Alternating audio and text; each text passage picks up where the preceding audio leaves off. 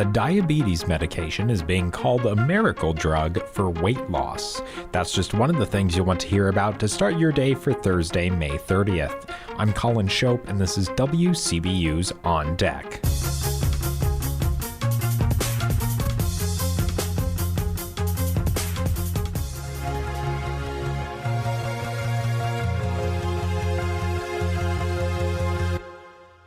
First on deck today, a student project honoring Tazewell County veterans will be on display at the Pekin Library this summer.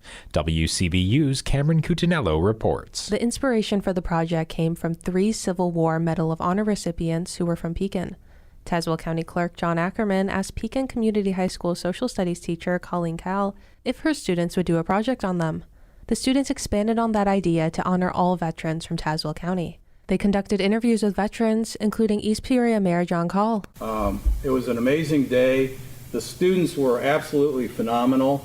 Sitting down for their interviews, you can tell that they truly had a passion for this project, and I found it to be very humbling myself. The students created a website to share these stories and took photos of the veterans' hands to create an American flag. Student Harley Tovery says the hands represent the mark the veterans have left on the country. With this project, we're continually looking at the service that members of Tazewell County gave, their sacrifices, their time with their families, and even those who sacrificed their life. The flag also features photos of the 3 Medal of Honor recipients, as well as 2 Tazewell County natives who died while serving.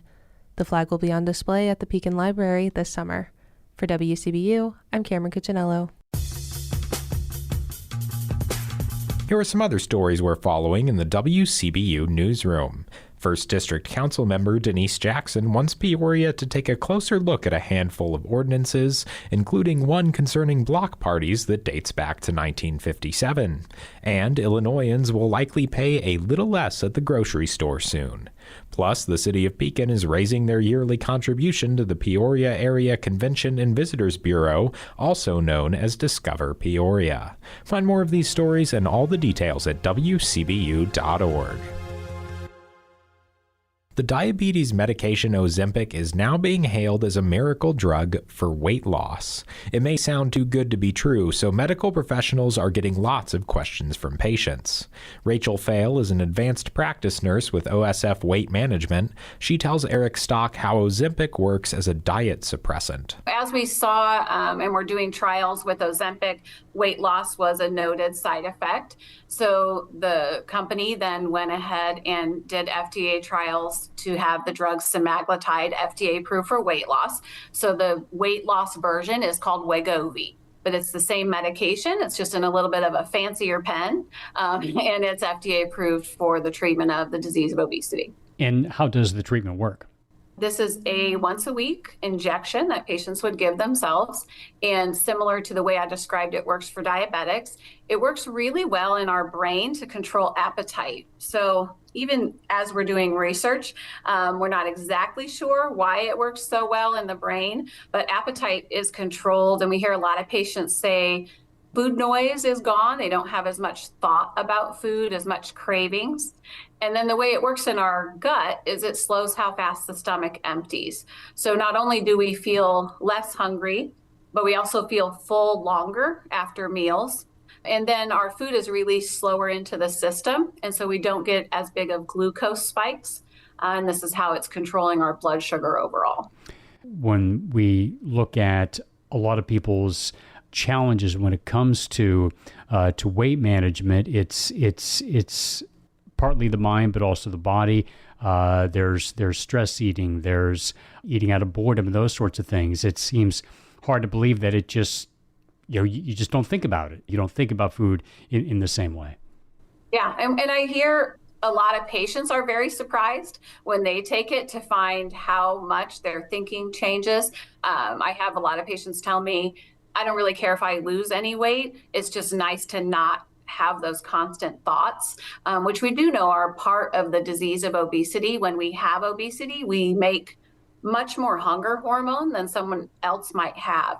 And so there is a lot of constant thoughts of hunger that go along with the disease of obesity. And so yeah, that's feedback that I get from most patients. And it doesn't work for everyone. It's like any medication. So there are some people who take it and don't have amazing results. But, these medications, not only Wegovy, but we've got a couple other now FDA approved for weight. But that's the most common feedback I get is patients just cannot believe how well it is kind of shut that thought process down.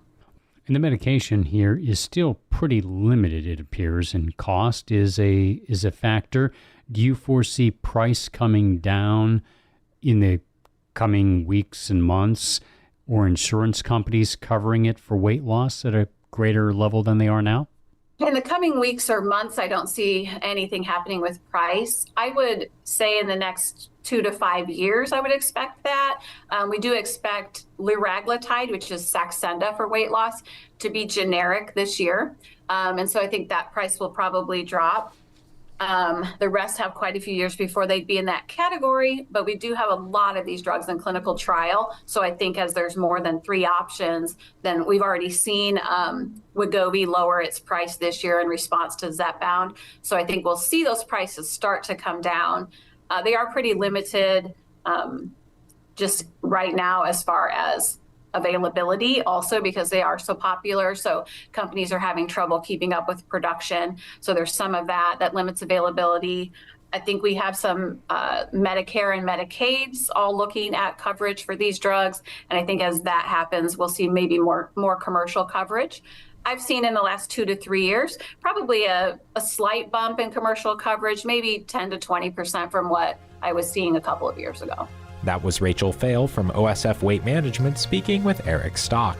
Now, before we let you go, Bradley University and Arts Partners of Central Illinois present the one-man show John Singer Sargent Painting Madam X at Harowitz Auditorium at Bradley University at 7 p.m. tonight. The play tells the story of a 19th century painter and his scandalous portrait. Tickets are $20. And that's all for today. You can subscribe to WCBU's On Deck podcast on the NPR app, Apple, or Spotify.